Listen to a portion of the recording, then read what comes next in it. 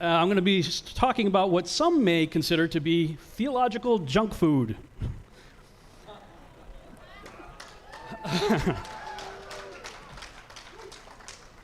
Okay, some of you know what I'm talking about there. Yes, there is a ministry that many of us know and appreciate and respect, and I'm one of them. I very much appreciate, love, and respect them and send people to them all the time. But they did put out a video not too long ago called Theological Junk Food. And I'm going to call that into question because I'm thinking it's not so much theological junk food, but it very well could be a roadmap to help us understand the times that we're headed into. 2 people, thank you. Thank you very much, thank you. They put up slides like this. Theological clickbait, shocking, the shape of the earth, amazing new discovery with a giant skeleton there, the Vatican and the names of God. Now, of course, none of those are my thumbnails, but if you've been following my work, I've talked about pretty much all that stuff right there. Then they put up a list. The shape of the earth, the pronunciation of the Tetragrammaton, nuances of the biblical calendar, the Illuminati, aliens, etc. I wonder who they're talking about. Well, there are several things that I'm most criticized for. Among them, the 4 most criticized are the issue of the shape of the earth, the Nephilim, the topic of Genesis 6, Nimrod, Babel, mythology, and the Antichrist, and conspiracies involving those things, and what I refer to as the Ephraim Awakening. Does everybody know what I'm talking about when I say the Ephraim Awakening? Do I need to explain that? Does anybody not know? Okay, a few people. I'll summarize it like this.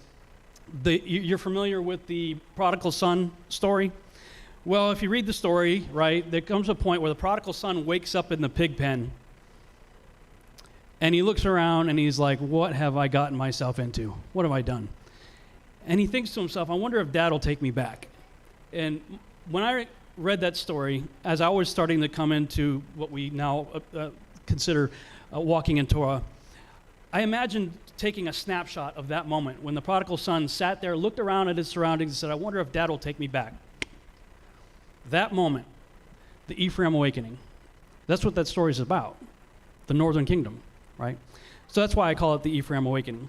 And there's a lot more to that teaching. I've got stuff on that online. You can check out lengthy teachings on that. All of these topics can be found in the book of Genesis. The top 3 are found within the first 12 chapters of Genesis, and they form the very foundation for the entire narrative of Scripture. So if we have a faulty foundation, the whole thing falls apart, doesn't it? It really does. I mean, Psalms 11:3 says, if the foundations be destroyed, what can the righteous do? Now, if I may ask this question, how many of you would say you've either found a deeper understanding of the Scriptures or a closer relationship with Yahuwah, or both, as a result of any of those topics up there? Would you please stand?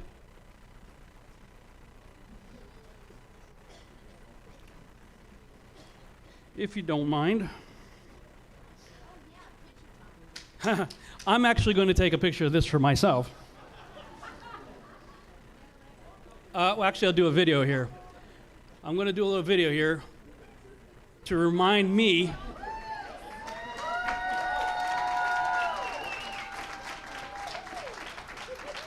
Thank you. I often need to remind myself why I do this.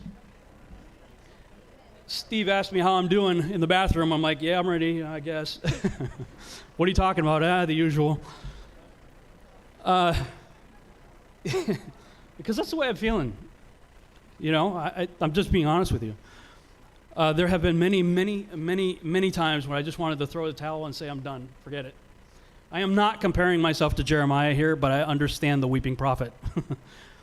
He had a message nobody wanted to hear, and then I'd go to the post office thinking, I'm done, I'm not doing this anymore, I'm throwing the towel, and there'd be some dude there, he would see me and say, you can't quit.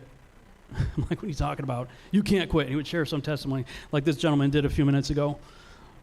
Shared a testimony. I heard many testimonies last night, and the words thank you are just, they're inadequate to express what I'm truly feeling. So I'm going to treasure that video I just shot a minute ago, because call me crazy, but theological junk food does not create that kind of fruit. It doesn't. John talked about fishermen. We're supposed to be fishers of men, right? And fishermen use different types of bait depending on what type of fish they're going after. So apparently this is some pretty good bait because it's bringing in a whole lot of fish. So I will continue to do what I'm doing so long as the fish are coming in.